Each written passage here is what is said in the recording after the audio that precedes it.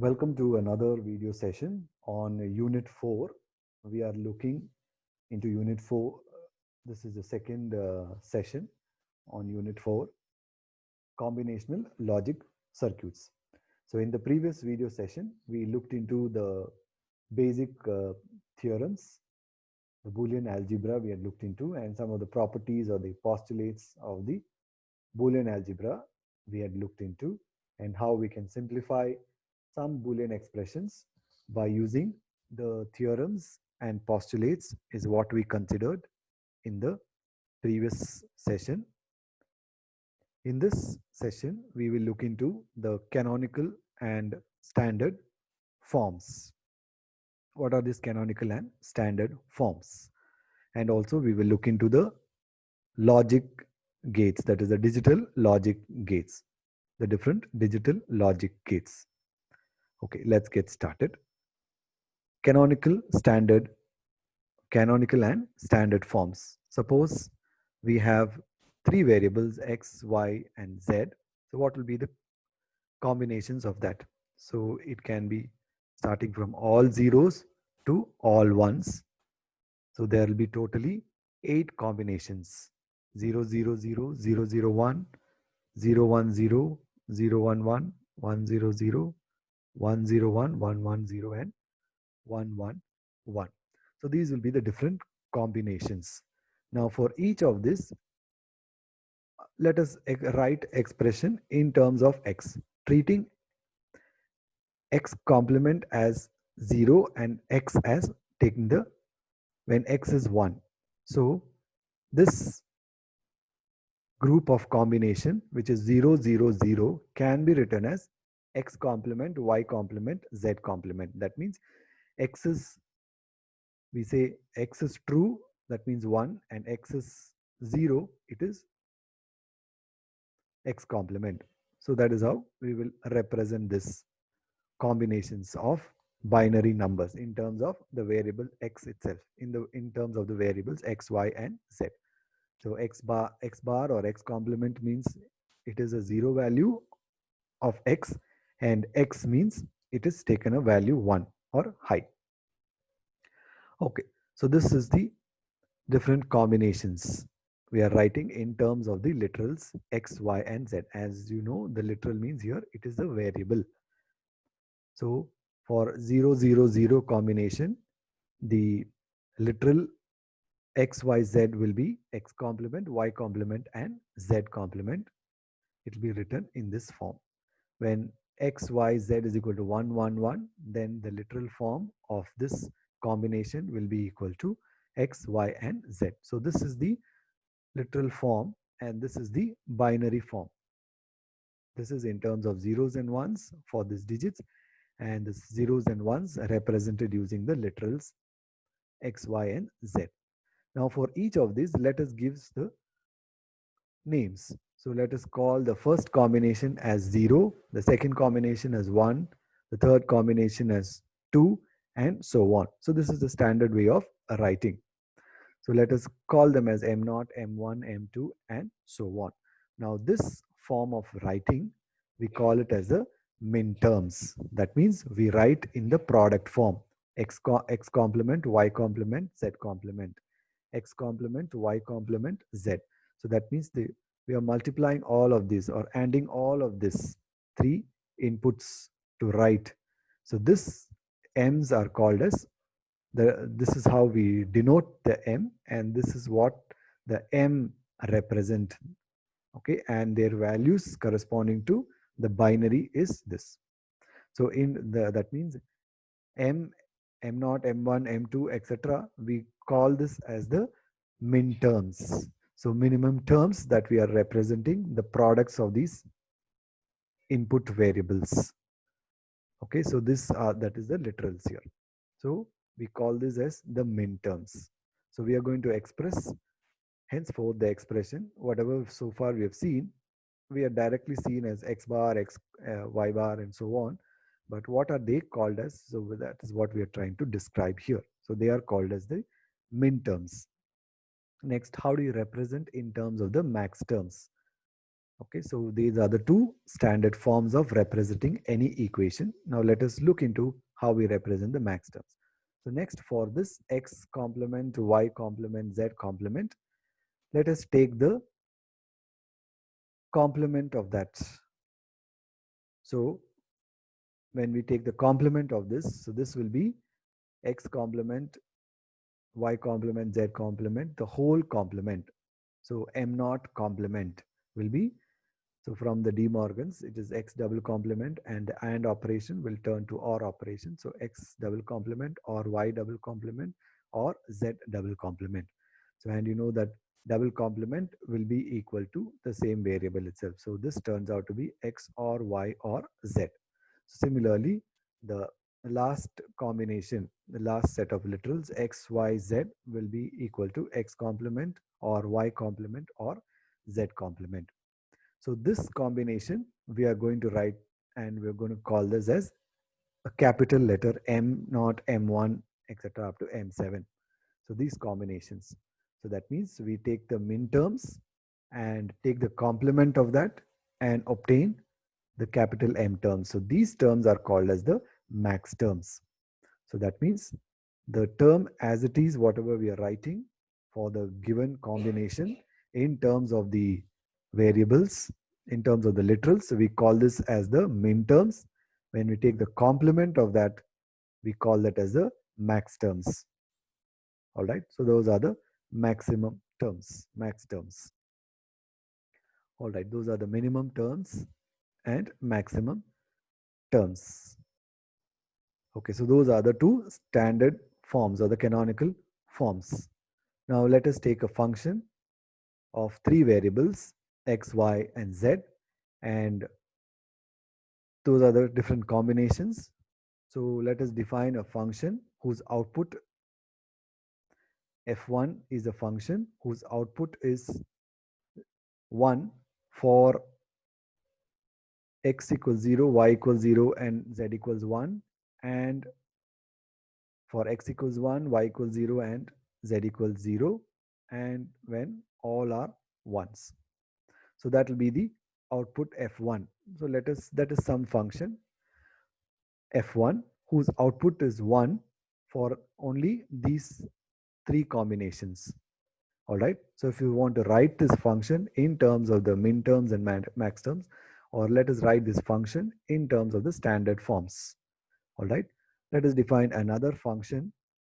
So f2 whose output is 1 for this combination, that is when x equals 0, y equals 1, and z equals 1, and for when x equals 1, y equals 0, and z equals 1, and when x and y are ones and z is 0, and when all three are ones, then f2 is 1. So we take only the true value, not the false value. So zeros, we call it as false value. That means when the output expression is 0 for those values, we call that as a false value, and when the function value is 1, we call this as a true value. So we define the function only for the true values, for whichever the output is equal to 1. So we write this in terms of the literals. So what is this? F1. F1 is combination. This is x, and where x is 0. So therefore it is x bar, y bar, z. So that will be the first term.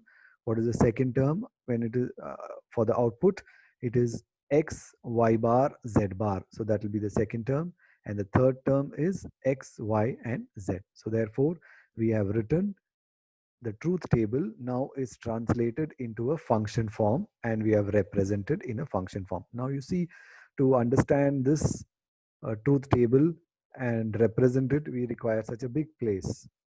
So we can represent that in a very concise way by using this function form. So, and we are writing only the values for which output is equal to 1. So instead of representing the function f1 in terms of the truth table we call it, because it tells what is the input, what is the output. All right. So therefore, for which are the inputs, what for in what input it is out 0, for what inputs it is out. So it is very clear. That's why it's called as a truth table. Now here we write this as f1 in terms of the literals. So this is a function form and this is in the tabular form. Next, let us similarly write the function f2 in terms of this. Now, what are these? These are all the min terms. All right, these are all the min terms. So what min term is this? X complement y complement z. So x complement y complement z. So this is m small m, m0, m1, m2, m3, m4, m5, m6, and m7. So this will be m1, and this is m4, and this is m7. So if you want to write this in terms of the min terms, m1, m4, and m7. So if you want to write in terms of the literals, it is x complement y complement z, or x y complement z complement, or x y z. So that will be the first function f1, which is written in terms of the literals or in terms of the min terms. Next, let us write the second function in terms of the literals. Will be x complement yz, or xy complement z, or xy z complement, or xy z. So there are four outputs, so there are four terms. Here the output is 1 for 3 values, so therefore for 3 combinations, so we take this as the output f1 is only 3 terms. F2 will have 4 terms, because the number of terms depends upon the number of for the number of combination, the output is 1. So as I said, we represent the function only for the values when the output is 1, not for the values when we are talking about the output 0. Okay, so if you write it in terms of the min terms, m3, m5, m6, and m7 will be the output. Okay, so again we have this x complement. So let us take the first expression f1 and rewrite that by using the, so we have the 3 terms here. So let us rewrite that using the duality. So we have x or y or z and multiply each of that. So therefore we get m0, m2, m3, m5, and m6. So this is in terms of the max terms. So how do we represent max terms is, so this is min term. So that means 1, 4, and 7. So remaining, what are the combinations? M0, M2, M3, M5, and M6. So for all those combinations, we take the function and represent in terms of the max terms. So this will be the max terms. So we have M0, M2, M3, M5, and M6. Similarly, for the second function, we will have M0, M1, M2, and M4. So either we can represent the function in terms of the min terms or the max terms. All right. So when we are talking of the max terms, we are going to use it for the complement of the, we will see how we will interchange or what you call convert from the min terms to max terms and max terms to min terms. All right. So let us see how we can do that. Okay, so now express the Boolean function f is equal to a or b complement c as a function of min terms. So here we see there are 3 variables, so therefore it's a three literal function. So a, b, and c. Okay, so let us rewrite. We have to for min terms we have to get in all the variables. Only then we can come with the final expression. So therefore, let us put in all those missing literals. So A can be written as in terms of B. So A ANDed with B or B complement. So that will result with AB or B complement. Now again, we have to bring in the concept, bring in the C literal also into this. So A we are replacing with in terms of A, B and C. So we are ANDing with C or C complement. C or C complement is equal to 1. Similarly here also B or B complement is equal to 1. So A ANDed with 1 is A itself. So the equation is balanced. So there is no, it is not imbalanced. So it is balanced. So therefore what we get again for B and B complement, we are ANDing it with C or C complement. So the result will be ABC and ABC bar, and here also, and then we get A B bar C and A B bar C bar. So those are the four terms we will get. Next again, so for in this equation we have B bar and B complement and C. In that A is missing, so we will bring in A by ANDing it with A or A complement. So this term will give us A, writing in the series form, that is ABC form. So A B complement C and A complement B complement C complement. So we can see that this A complement A B complement C is present in both. So we know that from the uh, basics of the Boolean algebra, x or x is x. So in the same way, when you're ORing with the same set of variables again, so you will get the same result. So therefore, the function which is f is equal to a or b complement can be now written in terms of ABC with by adding in all the by putting in all the a's and b's whatever was missing in this expression. So what we are doing is we are doing reverse. So normally they will give us the expression like this and tell us to minimize the number of literals or variables. So we go from here to here. Now this is a reverse way of doing, where we are adding in the combination of the variables and expanding the equation. So we have got this as ABC or ABC complement or AB complement C or AB complement C complement and or AB complement C.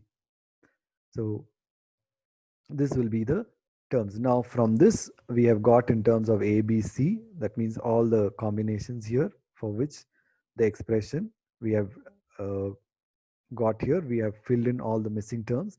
Now in this, now we have to write in terms of the min terms. So this will be M1, this is M4, M5, M6 and M7. So therefore we are going to write this, the function f of ABC is the sum of 1, 4, 5, 6 and 7. So this is the standard notation of writing the function f1. Instead of writing it as in the equation form, we write this in terms, we convert it in terms of min terms, and then we write it in this notation. So this we call it as a standard form. Okay, let us take one more example. So we have this expression now in terms of x, y, and z. So f is equal to xy odd with x complement z. So we have to express this as the product of max terms. Now previously we had to write it in terms of the min terms. So we brought in the min terms, all the missing terms, and expressed in terms of the min terms. Now let us express in terms of the max terms. So we have the function f of xy, and then so we know from the just by splitting this, we can get this as xy or x complement multiplied by xy or z. So from the theorems, from the postulates, we can get this result. Next,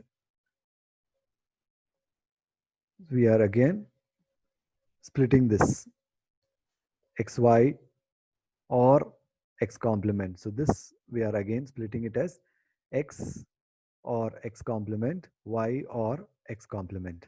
Similarly, this we are splitting it as x or z multiplied by, or ANDed with y or z. Okay, so we have got four terms here. So this we have got. Next, you know that this x or x complement is equal to 1. So this term will be out. So we are reducing with only three terms. And then we are writing in the proper order. That is, first should be x, then y and z and so on. So therefore, we are writing this is the x complement y will be the first term, and then x or z, and then y or z will be the third term. So we have got, so this expression we have taken and used the theorem and split it into two terms in the product form or in the dual form, and then again these terms inside the bracket we have again expressed in the product form or the dual form, and we are trying to simplify this. So this is the step we have to involve. This is the step we follow for writing the Boolean expression in terms of the max term, and you see that it's quite laborious. All right, so let us now look into what is this x complement y. So this will be again we're now bringing in the, since in this z is missing, so we have to bring in the z. When we see that, when we want to write it in terms of max terms, it should be something like I mean x is whatever, x or x complement odd with y, or y complement odd with z, or z complement, whatever the combination. So that is how each bracket term should be. That is what is a max term. Max term. Now here there are only two, where in each of these product terms there are only two variables or the literals. So we have to bring in the third literal. So therefore we are bringing in for, let us convert each of these again into three variable form. So this is x complement y, x complement or y is now simply odd with z or z complement. So therefore again in writing in the product form or the uh, in the dual form, so you take this as 1, so that is x complement y or z z complement. This can be written as x complement or y or z ANDed with x complement y or z complement. Okay, so we have converted this uh, two term unit here, I mean the two term uh, equation part into a three term one. All right, so similarly we'll take this literal which is having only two terms, and we will convert that again into three terms. So in a similar way we get this as x or y or z ANDed with x or y complement or z. Similarly the third term we will get x or y or z ANDed with x complement or y complement or z. So when you put back all these, so wherever the same are there, so uh, so we have x complement yz, x complement yz. So x, I mean one, I mean x ANDed with x will be x itself. So therefore, so we will get only one term of that. So we will write this in the, and you know for capital M0 all are ones. That means x, y, and z. So that will be the first combination. So x, y, z. So that will be the first combination. So this is the first combination. The next will be the x, y bar, z. I mean x or y complement or z, and so on. So we write this in the standard form, and when we convert it back into the max terms, this is m0, m2, m4, and m5. So when we see that, so we, this is the notation we used to say the pi, the sigma we used here. We have used sigma. Let me go back here. Yeah, here we use a sigma to say it's a sum terms, to say it's a min terms. So sum of min terms. So this is called the max. I mean the max terms. It's the product. It's a product. So this is a sum and as a product. So this is called as a product of sums. Okay. So POS form, and this we call it as the sum of products. So we are taking a sum here plus plus plus, right? So that is like sum of products. So what is this? The product a bar, a complement, b complement, c complement. It's a product of all of these. Here it's a complement product of all of these, a, b complement, and c. So therefore this we call it as the sum of products. So this we call it as the sum of SOP form and POS form. So sum of products form and POS form. So that is another way of calling this forms. So this is another standard form. Okay, so that is what we've seen so far. So this, when we are writing in the terms of the max terms, we write this as a pi. So say it's a product. It's all the product terms. Now, how do we convert? Now, just now we saw convert, writing in the max terms is quite laborious, just taking that expressions. And we saw writing in terms of min terms is quite easier. But whereas writing in terms of the max terms is quite laborious. So therefore, let us see an alternate way of representing or converting from min terms to, the one form to another form, from min terms to max terms. So now let us take this example where f of f is a function of three variables a, b, c, and it is a return as a sum of products. So that is 1, 4, 5, 6, and 7. So what will be the f complement? That means uh, what are f complement means for which the combinations for which f is 0 is for 0, 2, and 3 for the combination when A, B, C combinations are 0. That is M0, M2, and M3. So we take the false values, not the true values. These are all the true values. 1, 4, 5, 6, 7 are the true values, and 0, 2, 3 are the false values. So we are looking into the false values. Okay, so here we are going to represent in terms of the f complement means it is for the function values when the output is 0.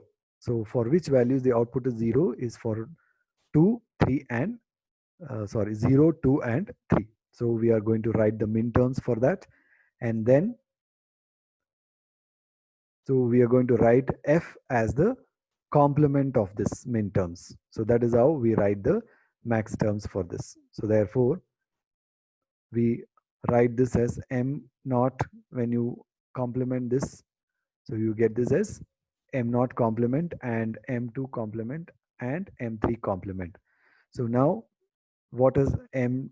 So this is nothing but m naught complement is capital M naught. So that means the min term complement is max term. That is what we are going to apply here. So therefore, this is how we convert from the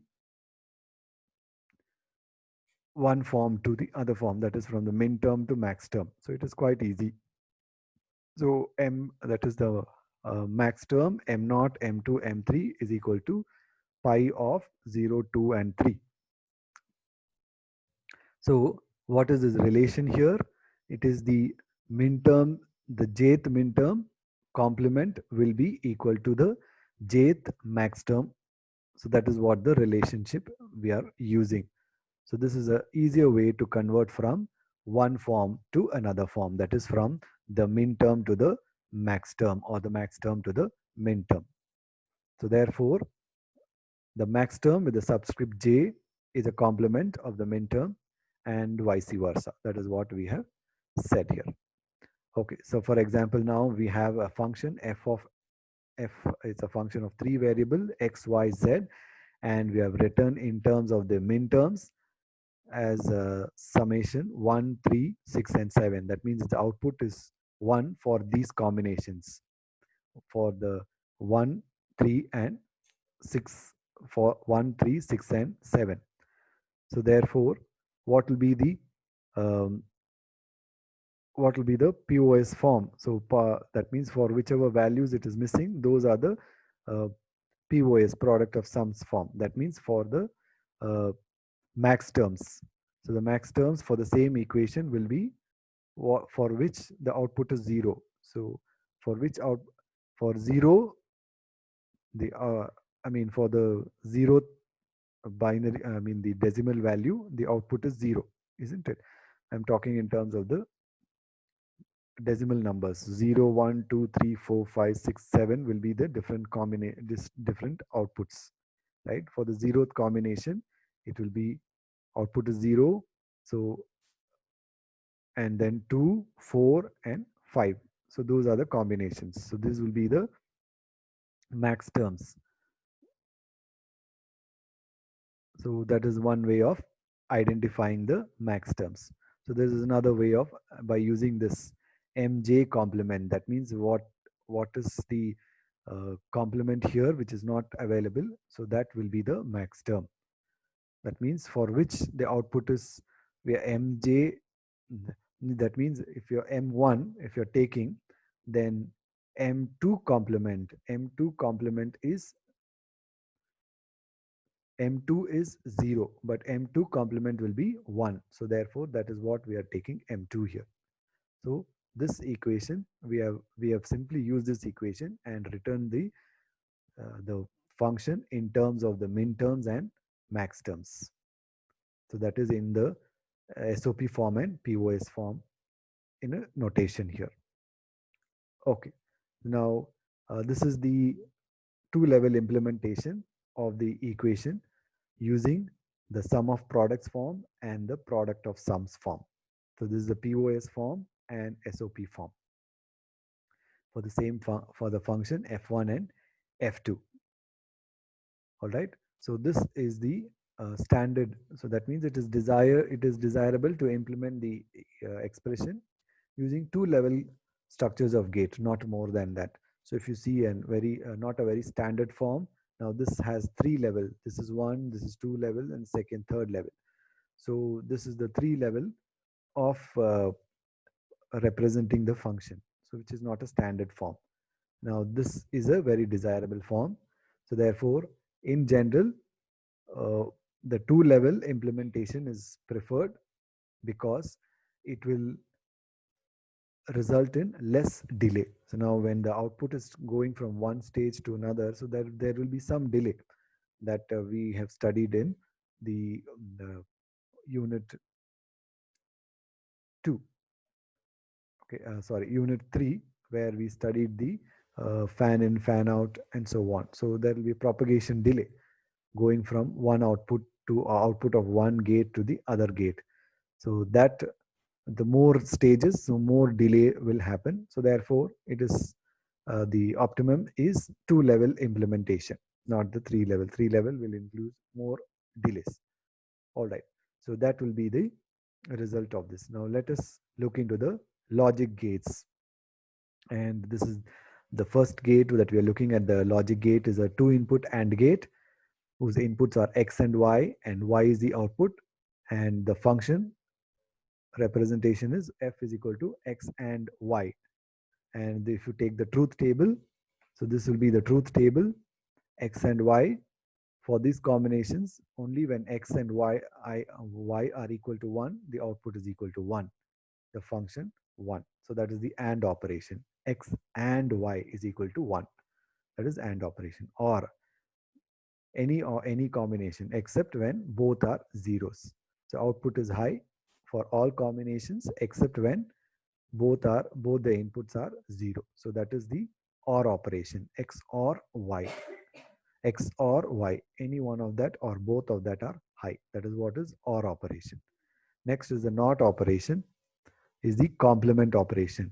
So if you are giving X as the input, the complement of that is X bar or X complement. So if you are giving X as the 0 as the input, output will be 1. If you are giving 1 as the input, output will be 0. So that will be the complement. So many times we use this buffer. Buffer is simply for a delay.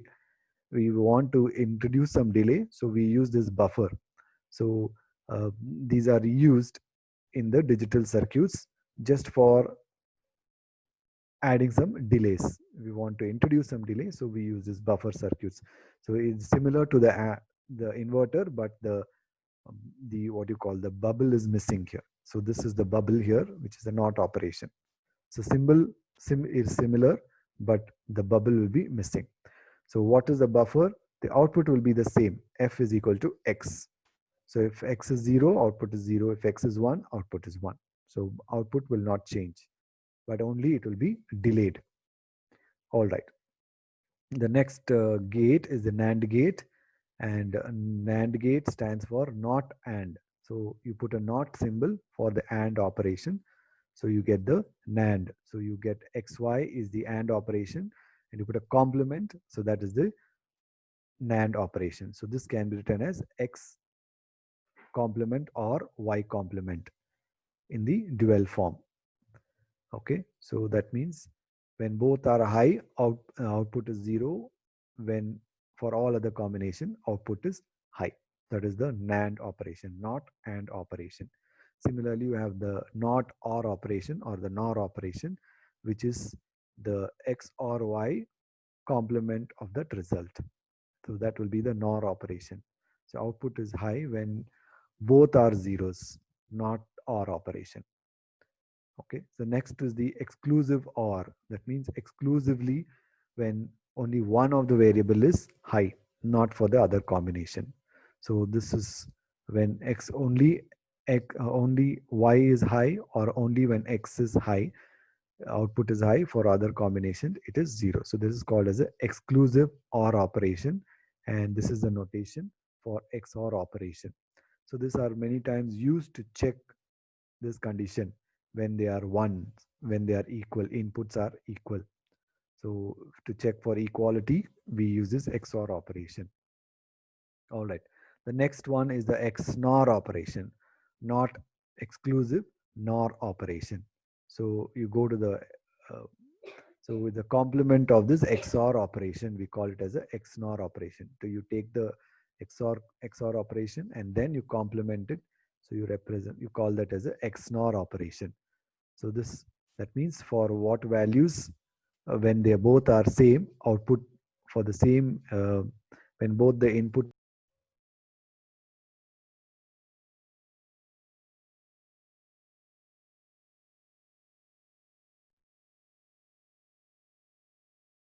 Okay, so this is the XNOR operation we are looking into. So this is the XNOR operation. When both the inputs are same, then output is high. When both the inputs are different, then the output is low. So that is what is the XNOR operation. So the gates can be 2 input or 3 input or multiple input. So this is an example of a 3 input NOR gate. So it can have multiple inputs. So this is an example of a 3 input AND gate. And we can have the cascaded NAND gates for the realization. So this is multiple input and cascaded NAND and NOR gates. So this is the XOR operation. So we have cascaded 2 XOR gates to get the output here. So output is XOR. The first output is XOR of X and Y, and the second output will be, the total output will be the XOR of the result of XOR Y. That is Z XOR of XOR X XOR Y. So that will be the result F. So if you take the function, if you find the truth table for this, so output will be 1. As I said, XOR operation when any one of the input is 1, not when two inputs are same. Okay, only when any one of the input is high, output is high. So this is for 0 0 1 combination and 0 1 0 combination, and then 1 0 0 combination. All right, so actually it should be 0 here. Maybe this is another function we are showing here. So this is the truth table. Okay, so that is the 3 input OR gate. Next, the digital logics can be a positive or a negative logic. That means positive logic we say from when it is going from 0 to high, or a low to high, 0 to 1 or low to high value. So that we call it as a positive logic. If it is the other way around, then we call it as a negative logic. In negative logic, the 0 is represented as high and 1 is represented as low. So that we call it as a negative logic. So for a simple truth table, we can just instead of writing it as 0 and 1, we will write it as LL. So it can be in terms of any of these things. So it can be the L and high depending upon. So instead of writing it as 0 and 1, we write in terms of L and H, which can be high or low depending on whether it's a positive logic or a negative logic. So the truth table will be varied. So LL, LH, HL and HH. So that will be the truth table. Next, if you want to write the positive logic truth table for a AND gate, so this will be the output. Okay, so we will write the AND gate. Now, if you want to write it for the negative, then the negative AND gate. All right, negative logic for the AND gate will be this one. So how we represent this? So we put this instead of a bubble, we show this sort of symbol here to say that this is a negative logic. So in the diagrams, if you see this, that means it's working on a negative logic. So this will be the positive logic and negative logics used in the circuit. So why sometimes, uh, because to avoid the noise, they will use this positive logic or negative logic in the circuits. So we have seen so far in this unit 4, we have seen that is the combinational logic circuit. We have seen the basic theorems. We have seen the Boolean algebra. We have seen the canonical and standard forms. And we have also seen the different logic gates. In the next session, we will look into the map method and how we can simplify or reduce the variables, the literals, by using the map method. We will see in the next class. Thank you.